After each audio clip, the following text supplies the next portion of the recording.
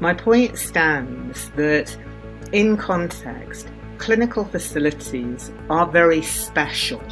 The people going into them are not going into them as a demonstration of support for an idea. They're going in there because they actually need treatment. We're using the word protest and we're dealing with this term protest, and that's doing a lot of heavy lifting in this conversation.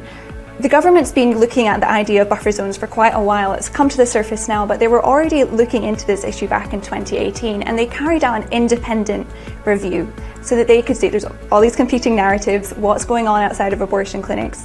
They did this review and they found that whilst instances of harassment did exist, they were by far the rare cases, and that legislation already existed that meant that police could prosecute those who were carrying out harassment. They found that the vast majority of cases were silent prayer or offers of help, and no pro-lifers who were going out to silently pray or offer help considers themselves to be protesting. They're not making a political point, they're offering help to individual women. Hello and welcome to today's show. If you like today's video, do make sure to like it and even subscribe to the channel. You can also find out more about the show in the info with the notes. You can also get our free ebook. You can subscribe to our newsletter. There's much more besides. Do go and check out all of that. Today on the show, we're asking, should praying or protesting outside abortion clinics be banned? And Furedi and Lois McLatchie join me on the show today. There's a bill currently going through UK Parliament that could create so-called censorship or buffer zones outside abortion clinics to limit protest or even prayer in the vicinity of those facilities. Now, is such a measure necessary for the protection of women seeking abortion, or is it an infringement of civil and religious liberties? Anne Furedi is the former head of BPAS, the UK's leading abortion provider. She's speaking in her own capacity today, but she does believe that such zones around abortion clinics are necessary to ensure that women don't feel intimidated. Lois McLatchie is a communications officer for ADF UK. It's a faith-based legal advocacy organisation. She believes the proposed laws would set a dangerous precedent, even potentially criminalising private prayer. Anne and Lois, thank you for joining me on the show today. Thanks for having us. Anne, why don't we start with you? Welcome back to the show. It's been quite a while since we had you on in studio last time. But perhaps you could begin by explaining what Clause 9 of this public order bill is actually proposing.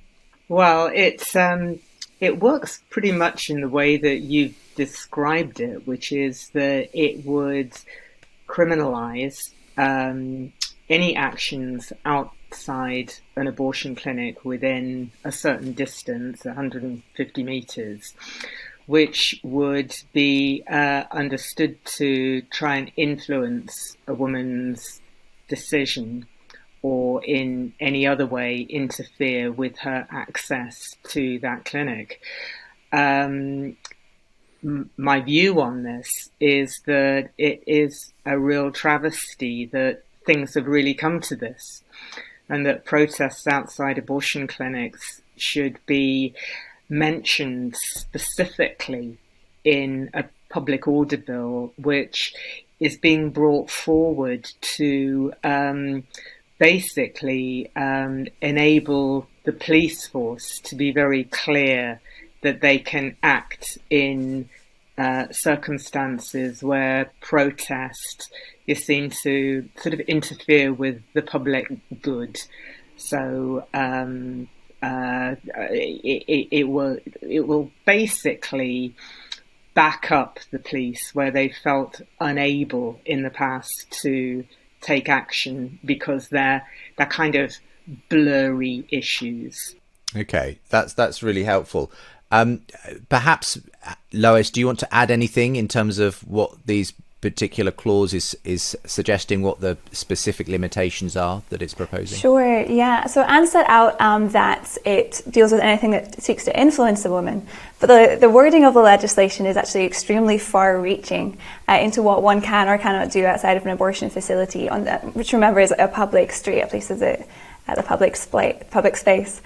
So this actually includes not only influencing, but expressing opinion, simply occupying the space and doing nothing but occupying the space, standing there, informing, sharing information, perhaps about services available to women who'd like to find out more about different options, advising, persuading, these are all things that are perfectly legal activities and are very much protected in the realm of free speech.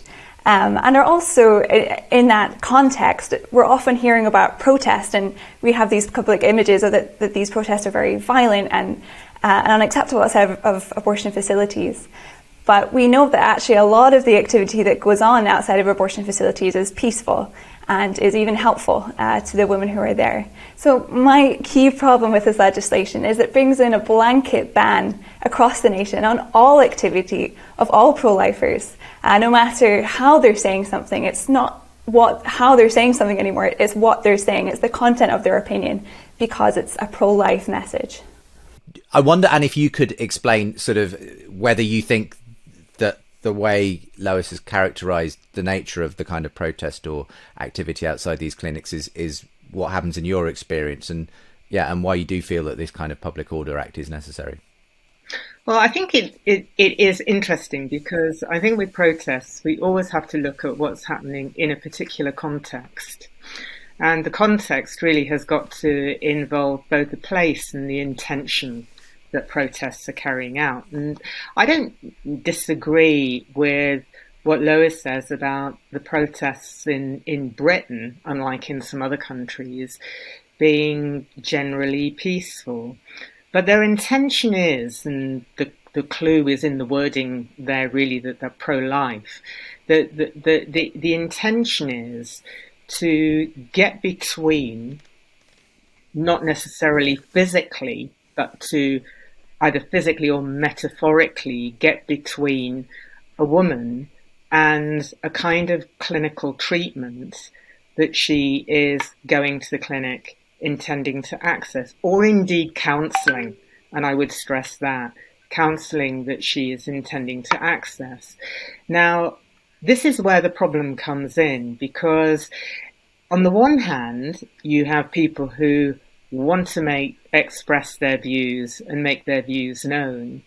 On the other hand, you have people who are attending a clinic not because they are pro-choice or because they have a strong view about the politics of abortion, but because they feel that they need a particular kind of treatment. And actually, I think all of us, when we're going to have any kind of medical treatment, feel strung out, stressed, maybe nervous, maybe unsure of what we're going to confront.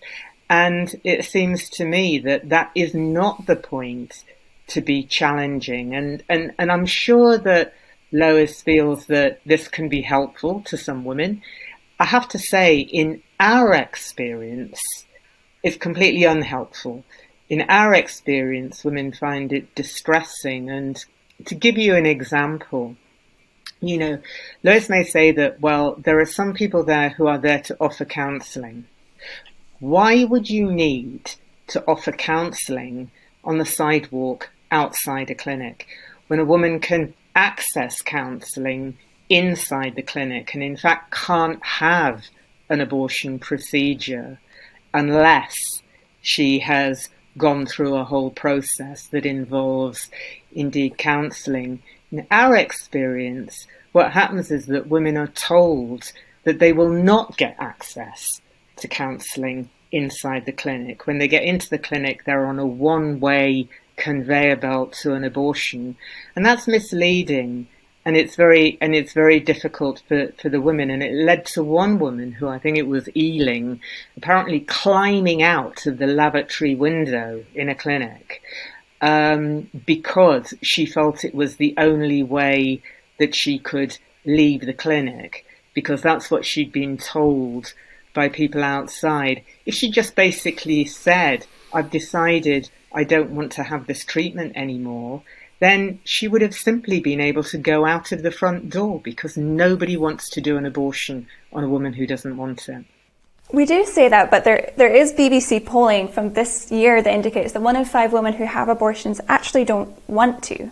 And that's a really big problem for pro-choice, pro-life. It doesn't matter. That's a big problem for everybody in this country. If we have 1 in 5 women feeling that they have to have an abortion, and let me bring in a perspective here that's not often mentioned or given a voice in this debate. but it's the perspective of women who have actually benefited from the services that have been offered to them outside of abortion facilities. There's a campaign group called Be Here For Me, who are mothers who have been speaking up against censorship zones because they themselves benefited from the offers of help available to them outside of the clinic. They are mothers who thought that they had no other choice. Alina Dalgariu is one spokesperson who's been very public with her story. She was abandoned by her boyfriend, fired, didn't have a job to go to, saw no hope, turned up at a clinic, received this leaflet of information that she could in fact have financial, practical and emotional support. It was available to her if she wanted it, and those charitable services were over and above anything that she'd seen before. And she was able to make use of that, continue her pregnancy as she wanted to do, and now is an empowered mother, and herself has gone out to offer those services to other women who were in her shoes that she once walked in. I think that we're often dividing it. This debate touches on a very emotive issue, abortion, and I very much appreciate that this is something that touches so many people's lives, and so often we can have those kind of glasses on when we look at this issue. But we have to step back and take our emotions out of it and say, if this is a service that is helping women, then banning that service is not a pro-choice move. Buffer zones aren't pro-choice, they're actually no choice. They're taking that choice away to receive that offer of help right at the point of need, perhaps where they haven't been able to hear about it before, and make an empowered decision. No one's forcing these women to make that choice, but it should be available to them. Just before Anne comes back on that then, Lois, are you saying that the kind of choices they are presented with in the counselling in a clinic aren't necessarily giving them as many options as they should be presented with, and therefore this kind of engagement outside of the clinic is necessary to kind of give a true alternative, as it were? Is that your opinion, Lois? So the women who have told their stories to the Be Here For Me campaign have said that the offers of help available to them were over and above anything that they'd experienced at the hands of NHS, etc. They were over and above anything they'd found elsewhere. So this is obviously a great service. Why not give women that extra choice, that extra information?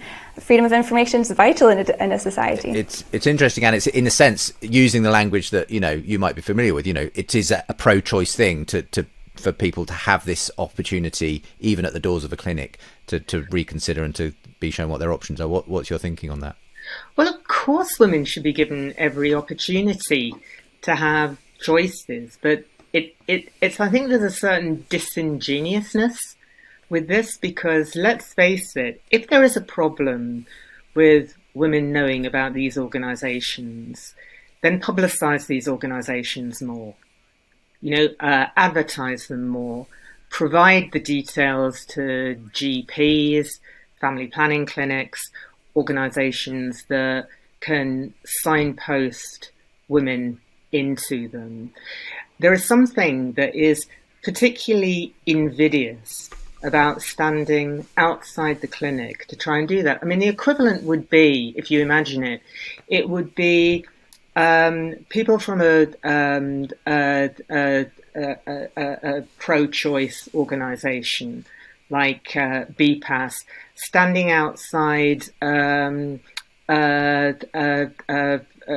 obstetric unit or an early pregnancy unit and basically saying, look, you might not have considered whether or not you want to have an abortion. We can provide you information about that.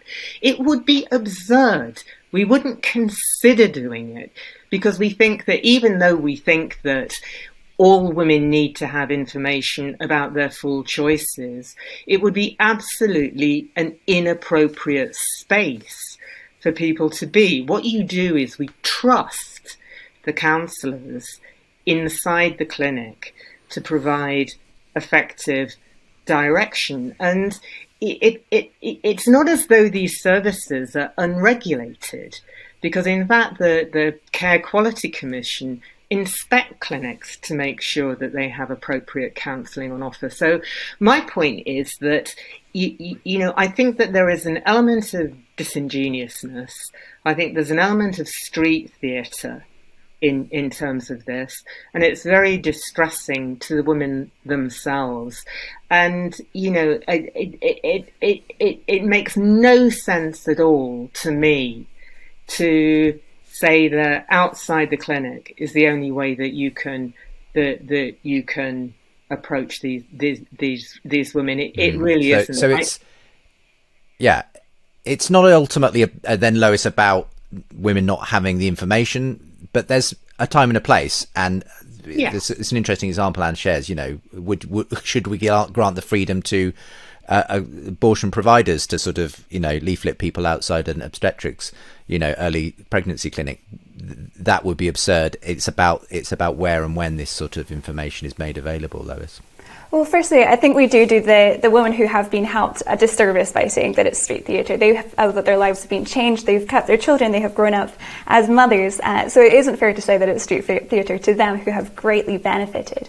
But taking a step back, let's look at this from a free speech perspective. What this bill says, what the principle of buffer zone says, is not whether Anne or myself agree with the information that's being shared. It's about what the government agrees is okay information to be shared. It's saying the government can decide what a person hears on a public street, and if it's something that the government don't agree with, then they don't get to hear that information. It doesn't matter what's being shared, how it's being shared. If the information, note in this bill on a side note that it bans sharing information, not disinformation or misinformation like we've seen in other legislative attempts. This is about just simply sharing even accurate and useful information. And we're saying the government have the power to decide on a public street what gets shared. As you know, pro-choice or pro-life, looking at this issue, it should concern all of us, because this precedent means that the government can then apply this logic to other issues that are controversial. What about gender critical feminism, for example, is often one that comes up when we're talking about censorial or censorship issues in our cultural climate. Could we see at some point a buffer zone being created around town halls that would stop people from sharing information that isn't approved of by the government about their issue? What about embassies? Can they apply for buffer zones to stop information being shared outside of them? The logic of the buffer zone has troubling implications if we take it out of that emotional and heated space of abortion, which is something that we associate with a very different debate as well. If we apply this logic of censorship, it's something that shouldn't fit in a democratic society. It's not necessary, it's not proportionate, it's not justified. Anne? Can I say, though, that I think that when you say take it out of this context, I think that's really the problem, because the reason why it's the case that this legislation has been brought, and I have to say it's legislation that I really wish wasn't necessary, and it would not have been necessary if people standing outside abortion clinics had agreed to move of their own volition. They refused, and that was why in the end legislation's been brought in different forms. But if it wasn't a medical facility, I think the situation would be very, very different. And I think that it's come about not because the government particularly wants to drive pro-life views off the street, but because it recognises that there is already a dangerous precedent that is being set up where you feel that you can interfere with people accessing medical treatment because you morally disapprove of it. Look at it like this. I'm going for a hip operation in about a month's time, and I'm having that in a private clinic because I can't wait the amount of time it needs for me to go into the NHS. There are people who think that private medicine is wrong and even immoral, and that it takes resources away from the National Health Service. Now, I honestly think that if, for example, somebody who felt like that, as probably a very large number of Labour Party members do, started protesting outside private medical clinics, and I was approached by people who were basically on my way into the clinic telling me that I really shouldn't be taking these resources away from the NHS, that there are other options, that maybe I'd be better off with physiotherapy, that maybe my surgeon is unsafe. I think if you had that routinely happening outside clinics, there would be legislation about that too. And I think quite rightly in a way, because my point stands that in context, clinical facilities are very special. The people going into them are not going into them as a demonstration of support for an idea. They're going in there because they actually need treatment. Sorry about my bird clock. You've got a cuckoo clock going off in the background. I didn't know what it was. But no, point received though, Anne. And so it's this. So I get you that you're saying it's rather different to an embassy or a town hall or somewhere where ideas or policies are being debated. This is about people in a particular situation going to somewhere and then being confronted at that moment. Absolutely. And so on. Okay, Lois. Baroness Claire Fox raised a really interesting point about this in the House of Lords last week. She raised the point that shouldn't you be allowed to protest outside of a hospital where mass medical negligence has occurred? We had stories coming out from certain parts of England where babies had not, or motherhood had been neglected. I think it was hospitals in Kent had been showing negligence in care, in prenatal care or postnatal care. And shouldn't there be a right to demonstrate that? It is an interesting concept, but what I want to go back to is we're using the word protest and we're dealing with this term protest, and that's doing a lot of heavy lifting in this conversation. The government's been looking at the idea of buffer zones for quite a while. It's come to the surface now, but they were already looking into this issue back in 2018, and they carried out an independent review so that they could see there's all these competing narratives, what's going on outside of abortion clinics. They did this review and they found that whilst instances of harassment did exist, they were by far the rare cases, and that legislation already existed that meant that police could prosecute those who were carrying out harassment. They found that the vast majority of cases were silent prayer or offers of help, and no pro-lifers who were going out to silently pray or offer help considers themselves to be protesting. They're not making a political point. They're offering help to individual women. There's two main groups actually in Britain who are involved in this kind of work. One's called 40 Days for Life. They exclusively pray, normally silently.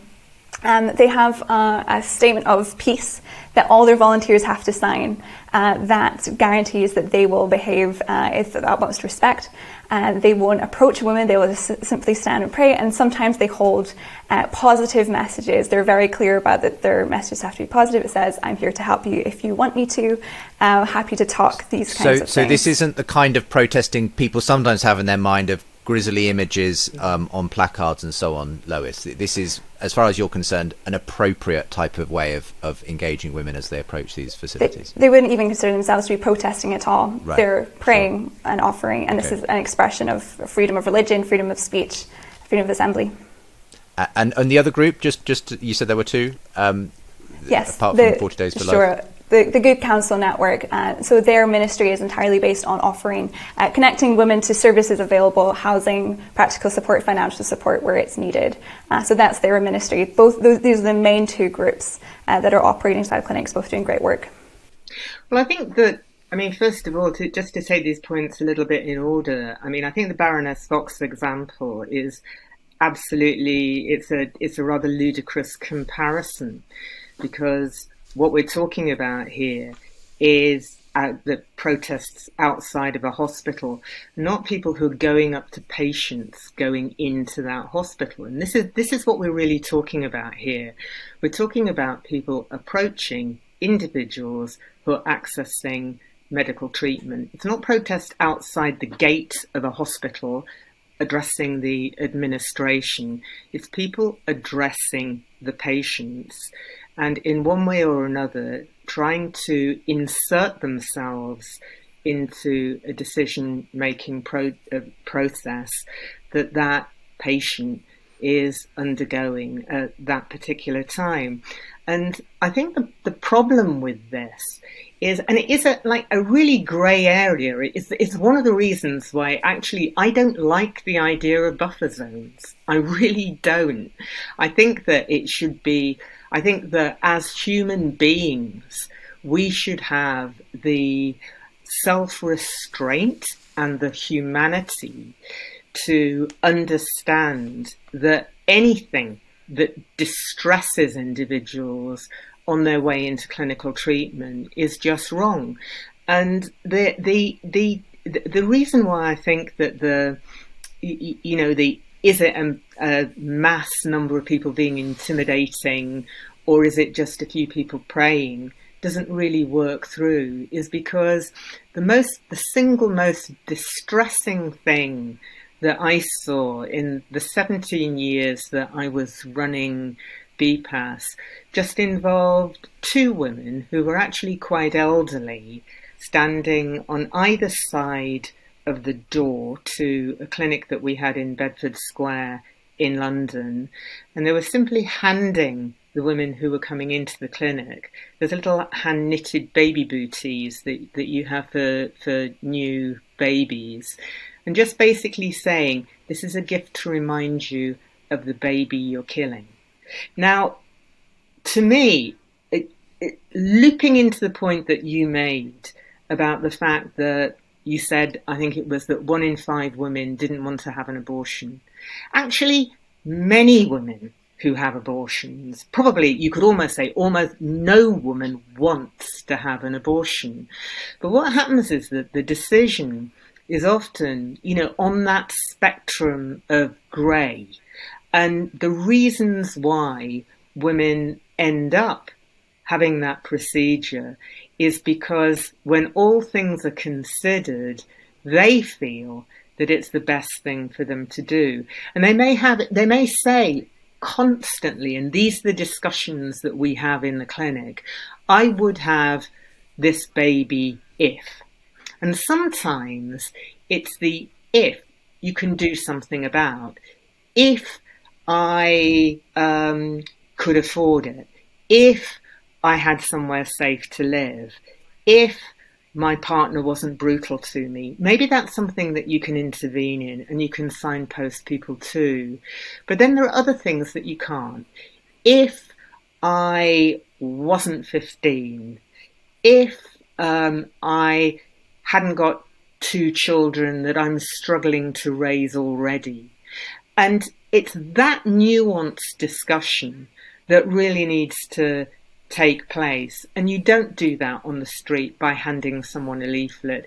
You actually have to have good faith that people inside the clinic are doing the work that they should be doing. And I think that is lacking. I think that this is a construct that you believe that people who work in abortion clinics want to do the maximum number of abortions that they can for some perverse reason, and that they have an inclination that is anti-life to push women into that. And so a woman who is unsure will be propelled by people in the clinic to have an abortion, whereas I think many of us have a presumption in favour of life and are very happy when women realise that they can raise a child.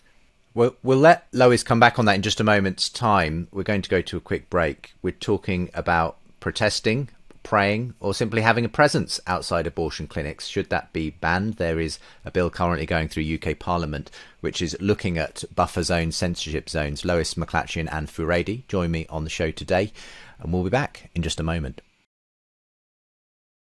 2/3 of people believe that science and religion are incompatible, according to a recent UK survey. Many of the key atheist voices in our culture have used science as a battering ram against Christian belief. But there's a different story to be told about science and faith, and few people better to tell it than John Lennox, Emeritus Professor of Mathematics and Philosophy of Science at the University of Oxford. I'm Justin Briley, and in this new online course from Premier Unbelievable on science, faith and the evidence for God, you're invited to learn from one of the most celebrated Christian thinkers of our time as I open up the conversations I've hosted between John Lennox and atheist thinker Michael Roos and secular talk show host Dave Rubin. Across 9 modules, you'll discover how Christianity grounds the evidence for God, why it led to the rise of modern science, what response we can give to the question of evil, whether miracles are anti-scientific, and why atheism and science can't account for human value or the biggest questions our culture is asking. As well as my guide to these top-flight conversations, the course includes supplementary video material from lectures delivered by John Lennox on God, faith and science, along with questions and assignments to help you ground the various learning points in each module. You can take the course at your own speed and in your own time. To celebrate the launch, we're slashing the price for our first intake of students, so enroll now at the link with this video and learn how to make sense of science, Christianity and secular culture.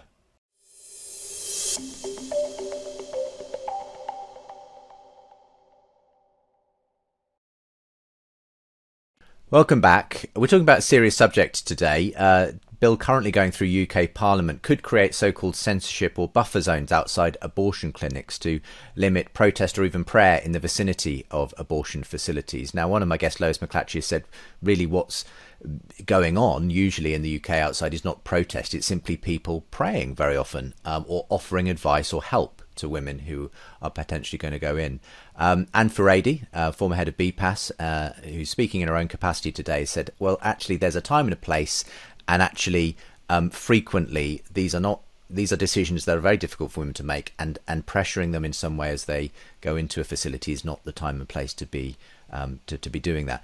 Lois, what do you make of that? And I wonder also what you thought of this particular example. Anne sort of vividly remembers of women offering these knitted baby booties to women going in. You can see why that might be seen as from Anne's perspective as emotionally manipulative, essentially, for what is a really difficult choice that a woman is making at that point. What's your feeling on that first before we talk about, the rights and wrongs of that? Yeah, if I can, I actually would like to ask Anne a further question. Sure. To push on to that.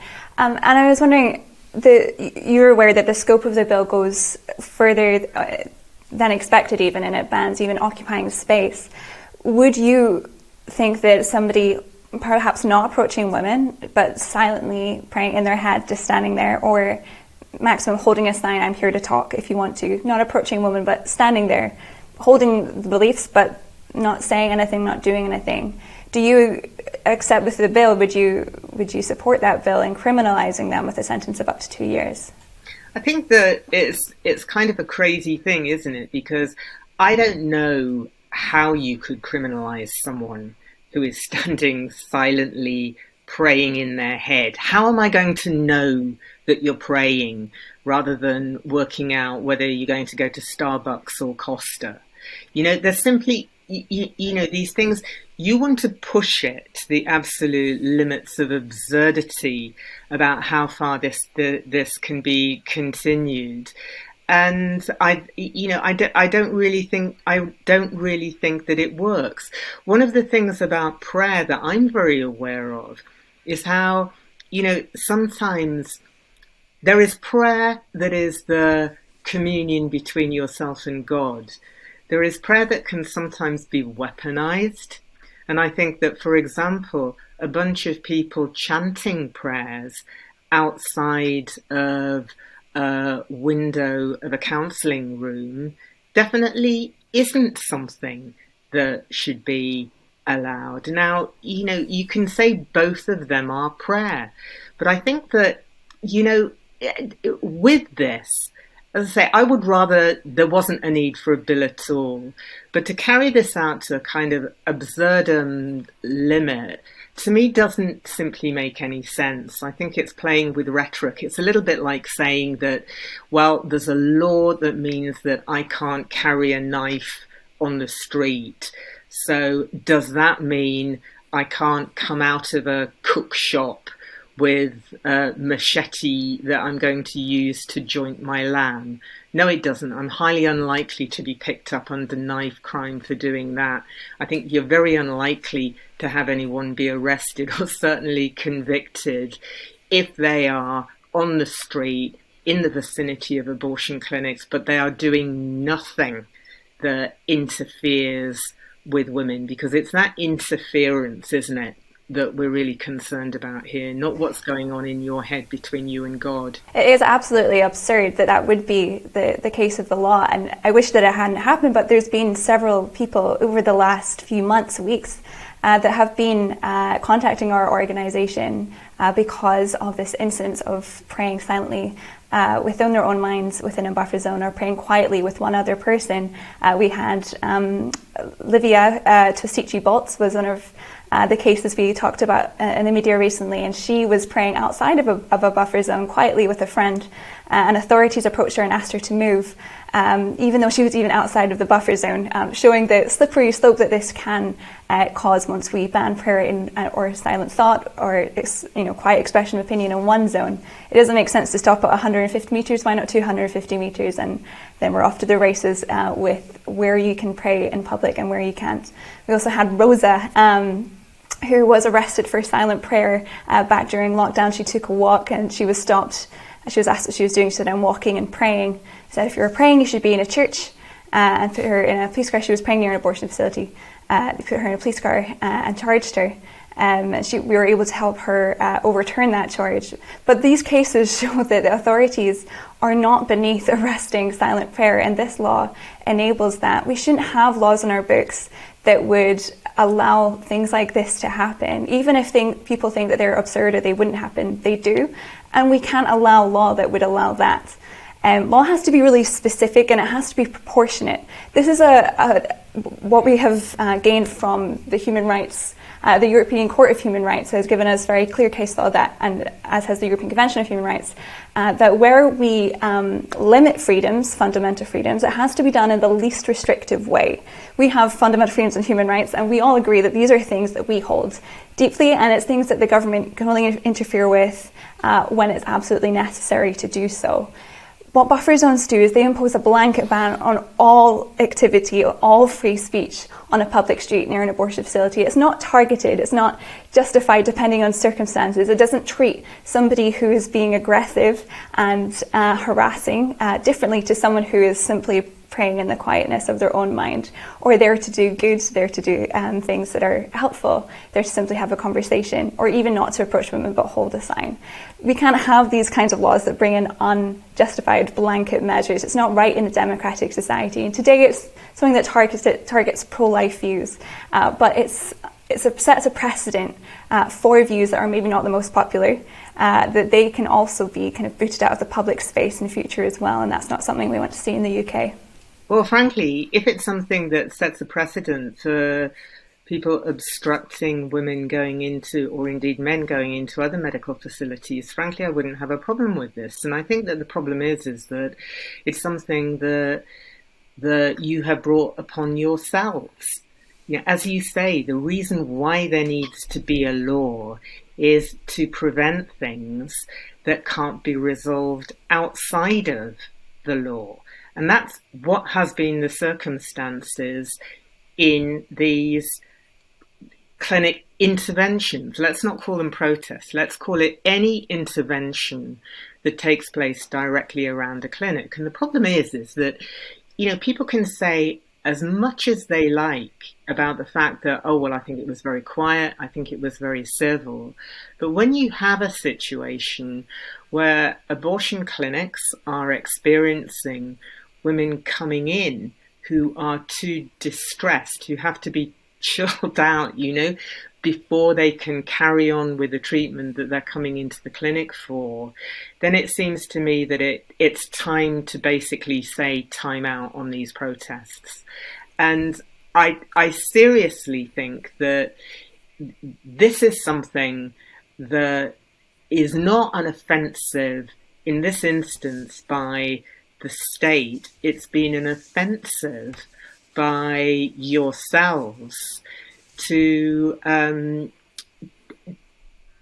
basically intervene in what should be a very private decision. And the fact that it's come down to this, I think it's something that has been deliberately posed as a freedom issue, whereas in fact we don't have the freedom to insert ourselves into people's private decision making, and nor should we. And in terms of, you know, I'm saying this not simply because I happen to disagree with the views of the people who are outside on the street. I think about it, you know, the same way.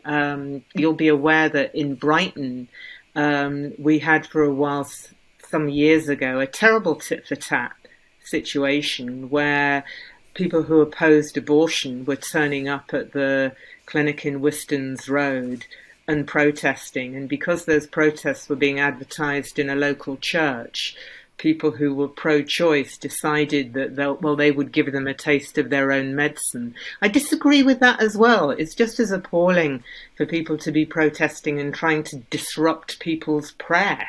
You know, there are certain things that we should not be doing in a civilized society, and it's because these protests or interventions or street counselling have been upsetting women coming into a clinic, that this law has been passed. Would that it were not the case. It's appalling. And hearing everything you've said there, I do just want to confirm though where you stand on this issue. Are you advocating that actually any kind of presence should not be allowed outside abortion clinics, whether it be someone literally standing there praying in their head, just the fact of having people who the person going in may associate with someone doing some kind of having an opinion on what they're about to go in and the counselling they're going to receive, that itself is enough to say that shouldn't be allowed? What I'm saying is, I actually think that it is morally wrong and abhorrent for people to be using the entrance of an abortion clinic to express publicly their anti-abortion views. I think it's a cruel thing to do, whatever form that particularly takes. Okay, whether it be an obvious protest or whether it be something very, very sort of quiet or non-approaching. Yeah, I don't necessarily want a law that says you should not hand a woman baby garments, but it seems to me that when it's used as part of a way of trying to dissuade her in any way from going ahead or intimidate her, that I think is not a morally right thing to do. How the law works in a way that it can defend women, I think is very, very difficult, because if you frankly are of a mind where you honestly feel that with righteousness you should intervene and somehow talk to that woman, then, Lois is right. Why limit it at 150 yards? Why not have your protest of people dangling baby booties or, praying 150 meters different? Actually, I still think it would be wrong. So I think that the law is always going to be a kind of a compromise. And I think that's where it stands at the moment. It's basically saying, do what you want, just don't do it within this distance in front of a clinic. And I think if someone is wanting to protest an idea, then it doesn't really matter whether they're right in the clinic entrance or whether they're 150 yards back from it. If what they're trying to do is to somehow insert themselves into an individual woman's decision-making, then clearly they need to be in front of the clinic. And that's really what the discussion is about here. Yeah. Lois? Yeah, so language really matters. So I've got a couple of things, but I just want to come back at the start, and I don't know if this was an accident, but you said that when you started speaking about obstructing women from abortion, and just to be clear, there's been no evidence of proliferators stopping a woman from going in. So this is not about obstructing entrance to a clinic, and that's important. But the other point of which language is very important is this word protest, which is doing a lot of heavy lifting. We've managed to sweep a lot of activity that we wouldn't normally consider to be called protest into what we're now discussing, which sets a bad precedent, but also assumes that this is always negative and not wanted by the woman. And that's actually, I find that quite patronising as a woman for the government to say, we know the conversations a woman wants and doesn't want to have. We know the decision that she has or hasn't made yet, and we know that she doesn't want input into that, and therefore you're not allowed to give input at that point of the street. We know from testimonials, from the work of the Good Counsel Network, that there's a lot of women who don't approach with a decision in mind, are interested in finding out about other options and are interested in conversation. And it's absolutely their right to have that conversation, to find out about options of support available. It's not the government's right to take those options away. So I think we need to consider this from the woman's perspective and not always consider this to be a negative thing, because the vast majority of times this is positive action to offer help. Well, just coming back on you on that, Lois, I mean, obviously you're presenting the cases where there's been a positive outcome for women who have had, some responded to the people who are there at the clinic.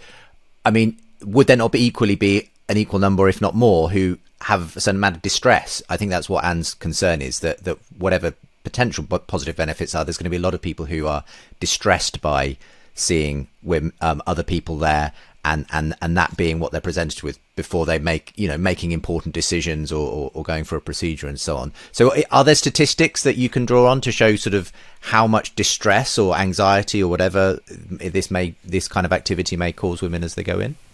I think that's something on the other side to bring to Parliament. If the other side are asking Parliament to take out this very censorial measure, we know from the last time that a study was made, in 2018 by the government, an independent review, it was found that harassment, and I think we should be legislating on harassment, either way, that's the concrete legal word, harassment is rare outside of abortion facilities in England and Wales, and they found independently that the vast majority of cases is silent prayer or offering leaflets of help.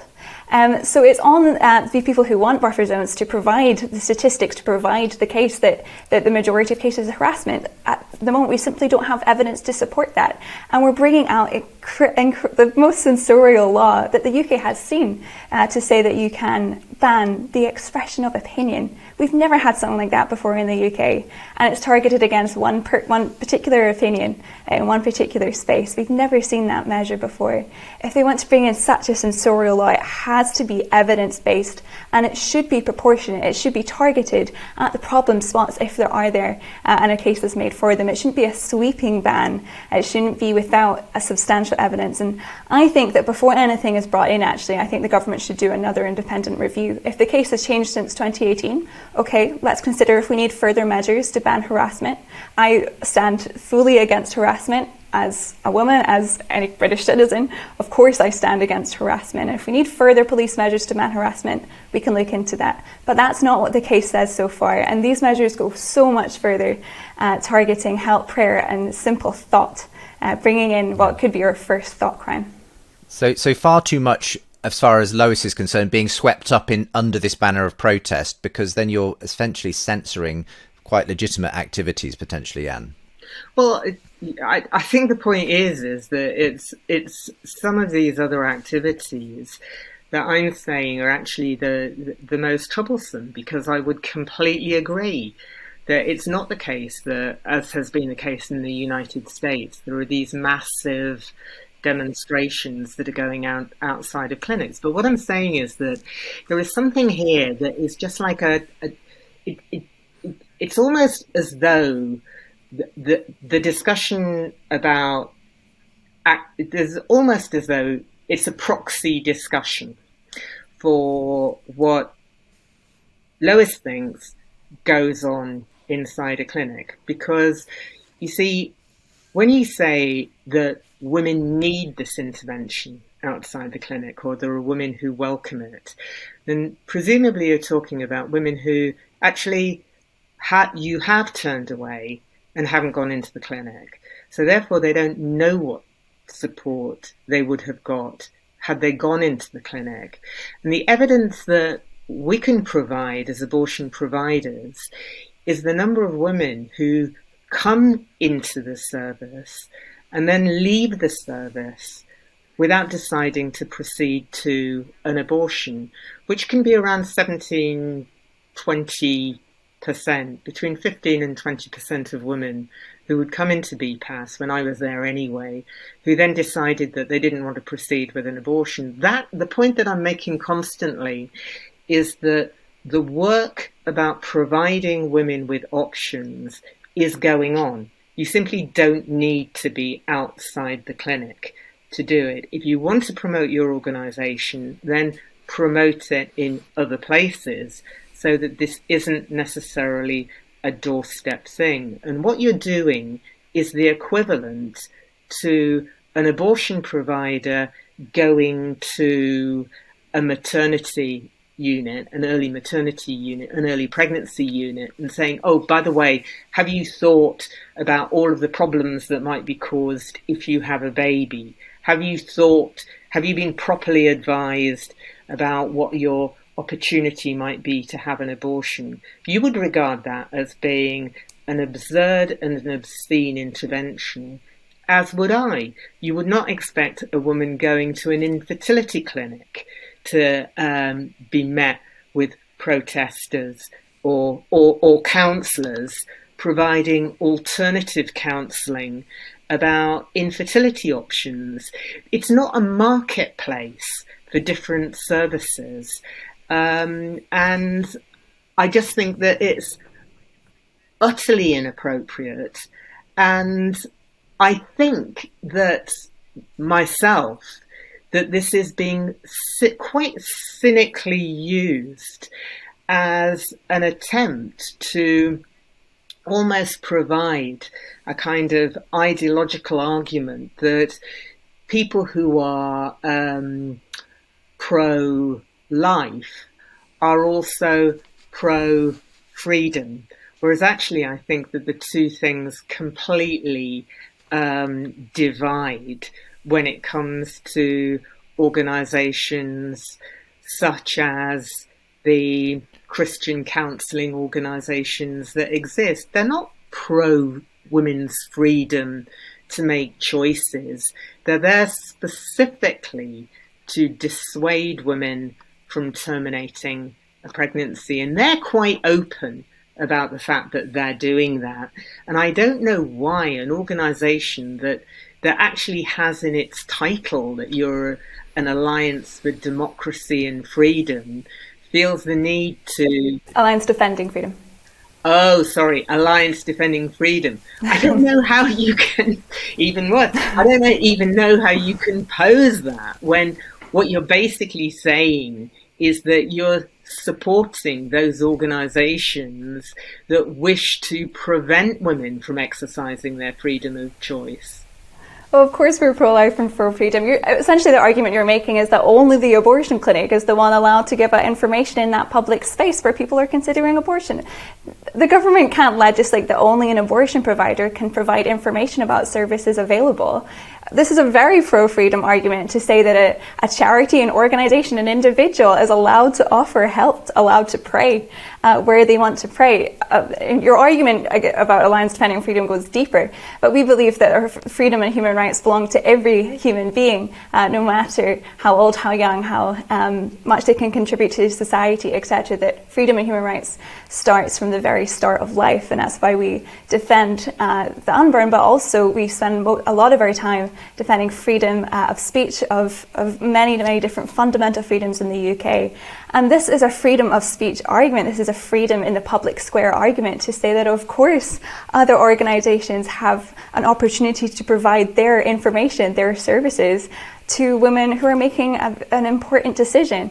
Now, the government say that we can't, that they're trying to ban influence of a woman. They'll never ban influence on a woman. Women, from the moment they get pregnant, are under a great number of influences on whether they have an abortion or whether they keep their child. Maybe that influence comes from a partner who may not be supportive, who may be leaving them based on this decision. Maybe it comes from family, friends. I have friends who have had abortions through coercion from their social peers as well. Of course, there's influence everywhere on women who are considering this choice. All that buffer zones do is take away one of those choices, one of those options, and don't offer those services, don't allow women to hear about that information and those services right at the place where they're most likely to be most considering their options. So this is a very freedom of speech argument, and it's freedom for both those who are offering those services, those who want to simply pray in a public space, as of course their right under human rights stuff for freedom of religion, freedom of speech and more, and the freedom of women to be able to hear information for themselves and to make their own minds up if they want to respond to those offers of help or not. It's very much their freedom of decision too. But you see this influence as equivalent to harassment by the sounds of it, Anne. That's what I get the sense. Lois says there's what we have already covers harassment, but you would say, no, what you're doing at influencing people at that pivotal moment as they're going into an abortion clinic or is a form of harassment itself. I think it is a form of harassment. I think it is a form of obstruction. I think that if you speak to the people who are actually doing it, they're very, very open about the fact that that is what they are there to do. And I just asked Lois, does she think that I have the freedom to promote abortion in the entrance of an early pregnancy unit? Do you think I have the freedom to be protesting in an infertility clinic that women should not have children because they're killing the children that already exist on the planet by exhausting its resources? I think, we accept that there is a time and there is a place for activities to take place. And it is because, I think, of a massive overreach on the part of people who oppose abortion and have no trust in the providers of abortion that has led us to a situation where actions that would be seen as unimaginable at another time in our history are seen to be acceptable to you now. I think it shocks me that anyone thinks that it is moral and appropriate and the right thing to do to distress people on the cusp of clinical care. That's just inhumane and cruel. We're going to go to a quick break, and we'll conclude today's discussion debate between Anne Furedi and Lois McLatchie. We're talking about buffer zones outside abortion clinics and providers. There's a currently bill in progress in UK Parliament, and that's what we're talking about today on Unbelievable. We'll be back in just a moment. For more conversations between Christians and skeptics, subscribe to the Unbelievable podcast. And for more updates and bonus content, sign up to the Unbelievable newsletter. So we're concluding our discussion today on abortion clinics, specifically these so-called buffer or censor zones that are being proposed in a new bill. Lois McLatchie of ADF UK has been talking about why she believes this sets a dangerous precedent. It's a danger for freedom of speech, freedom of religion. Anne Furedi on the side of women who she says are often distressed by these kinds of interventions, and says that actually there is a place. She doesn't want to have to legislate around this, but sometimes you need to if inappropriate activity ultimately is happening. There are links from today's show, by the way, to both my guests, or you can follow them on Twitter at Anne Furedi and at Lois McLatch if you want to continue the discussion there. Coming back to you, Lois, then. I think, we've heard this in a number of different ways across the course of the show today, that ultimately Anne does see that yes, while she doesn't want to have to create impingements on people's freedoms, there are certain types of freedom that we naturally don't give people necessarily. Would you, be happy with protesters outside an early pregnancy unit offering abortion services? Would you be happy with someone, saying you shouldn't be seeking fertility treatment because we've got too many humans on the planet already? It's not that those people can't express those opinions, but should they be expressing them at that particular moment in that particular place? Well, Anne said inhumane and cruel, and I wish we could explain that sentence to Alina and to the hundreds of women who have received excellent help, excellent charitable measures, housing, financial support, baby supplies. They have flourished and are so excited to be mothers because of the help that they received, and they're so excited about that help that they're offering it to other people. How that can be inhumane and cruel is simply beyond me, but what we have to remember is this is not about, we use the example of infertility clinics or churches. This is not inside those, but of course the public streets are free and open for conversations and discussions, and again we're using the word protest to do a lot of heavy lifting, but this bill bans expression of opinion, advice, persuading, informing, not misinforming, but informing of simple information. This is such far-reaching content that bans simple conversations from taking place. Of course, those conversations can take place in a free and democratic society. Women can choose to engage or not to engage. It's their decision, but they shouldn't have that right to make those choices, to hear about that information stripped from them. And we shouldn't be a society that polices conversations, that polices thoughts, opinions, and the sharing of ideas on the streets. Inside clinics is a different situation, but the streets are public space where we're free to have the conversations that we want to have, and this bill goes far too far in limiting it. It should take a much more targeted approach. If and where there is proven to be harassment, we can have measures to prosecute that, because nobody should be harassing, but we should certainly not be installing blanket bills across all expressions of opinion. It's thoroughly un-British and thoroughly unfair to the majority of citizens. Anne?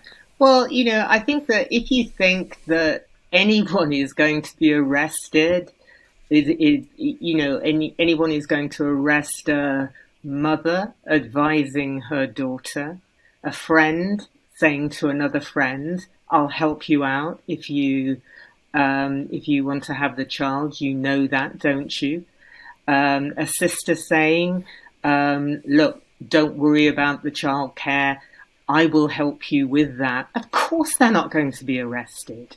What we're talking about here are people who are using the front of the clinic as some kind of a political intervention. And I think that is utterly wrong, utterly inappropriate, and utterly indefensible when it leads to a huge amount of distress on the part of women who are going into that clinic when they get there.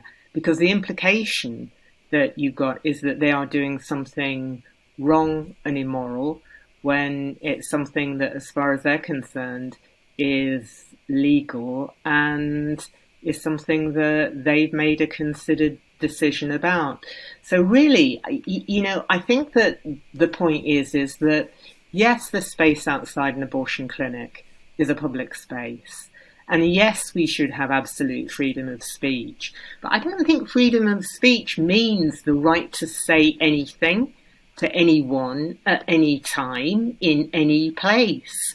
We expect a certain level of civility. And I think, the actions that you've been describing don't have a place outside an abortion clinic. And I think that that's what's brought this action down. I don't even know why you would want to be there.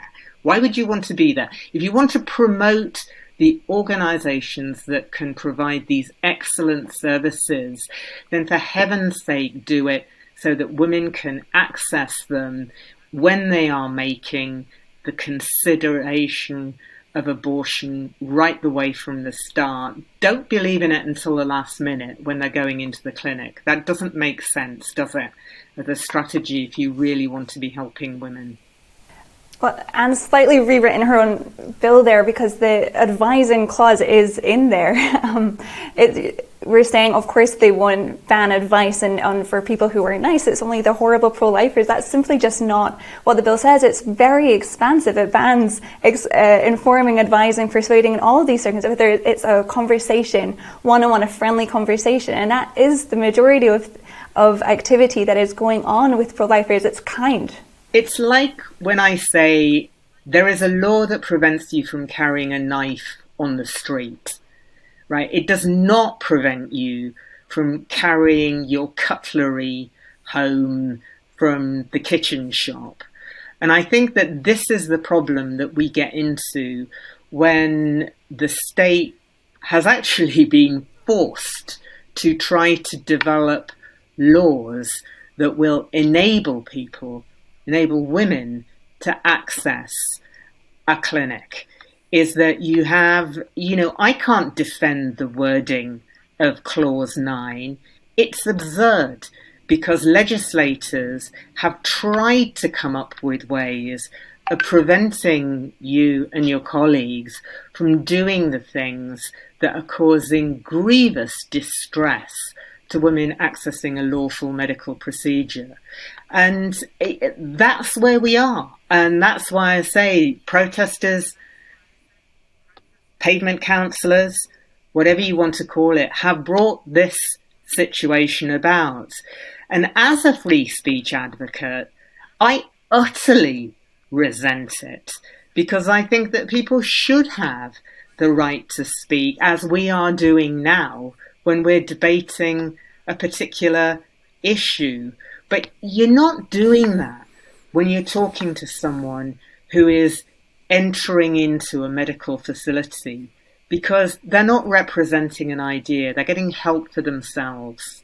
Quick response to Lois, and then we'll have to wrap this one up. I agree that it's not debate that's going on outside those clinics. It's offers of help, or even silent prayer, which is an individual means, or a sign to say that they're available to talk, which is actually the much more common approach these days, because pro-lifers want to be the best that they can be to offer those services, and they've found that holding a sign up tends to be a great way to say, I'm here to talk to you if you want to talk to me. And those measures, which are in no way harassment, prayer can never be considered harassment. Holding up a sign and not even saying anything can never be considered harassment on the other side of the road.